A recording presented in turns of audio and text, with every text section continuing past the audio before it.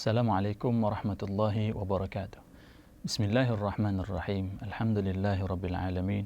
Wassalatu wassalamu ala asyrafil anbiya'i wal mursalin Sayyidina wa maulana Muhammadin wa ala alihi wa sahbihi ajma'in. Sidang penonton yang budiman, bertemu lagi kita di dalam siri Wacana Minda UIA. Pada kali ini kita akan membicarakan sebuah hadis yang sangat berkait rapat dengan salah satu daripada nilai-nilai Islam, iaitu bahaya mengucapkan ucapan yang tidak baik. An Abi Hurairah radhiyallahu ta'ala anhu an Rasulillah sallallahu alaihi wasallam qala inna ar-rajula la yatakallamu bil kalimati yudhiku biha julasa'ahu yahwi biha min ab'adi min ath-thuraya. Rawahu Ahmad wa Ibn al-Mubarak wa Abu Nu'aim fil Hilyah. Daripada Sayyidina Abu Hurairah radhiyallahu ta'ala anhu, daripada baginda Nabi sallallahu alaihi wasallam, baginda bersabda, sesungguhnya seseorang ketika menuturkan satu kalimah yang membuatkan orang yang duduk bersamanya itu tertawa, menyebabkan dia itu lebih jauh daripada bintang di langit. Ini menunjukkan kepada kita bahawasanya satu perkataan yang kadang-kadang itu dianggap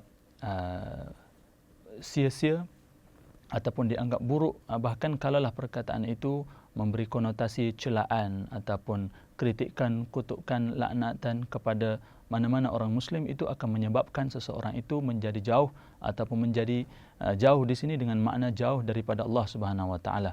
Diumpamakan dengan jauhnya seperti jauh bintang di langit. Menunjukkan kepada kita bahawasanya seharusnya bagi seorang Muslim untuk menjaga perkataannya itu dengan sebenar-benarnya, dengan sebaik-baiknya, kerana perkataan itu datangnya daripada lidah yang tidak bertulang, dan ini seharusnya dijaga oleh setiap orang Islam. Perkataan yang buruk akan menyebabkan seseorang itu mendapatkan dosa, apatah lagi kalau yang buruk itu berbentuk celaan, berbentuk kritikan, berbentuk umpatan kepada Muslim yang lain. Itu seharusnya dijauhkan oleh setiap Muslim. Jadi apabila berlakunya perkataan yang seumpama ini, kalaulah seumpama perkataan yang buruk itu keluar daripada mulut seorang Muslim, maka seharusnya dia segera beristighfar, memohon ampun daripada Allah Subhanahu Wa Taala, kerana dia tidak tahu, boleh jadi dengan sebab perkataan yang diucapkan itu akan menyebabkan dia itu jatuh ke dalam api neraka Allah Subhanahu Wa Taala.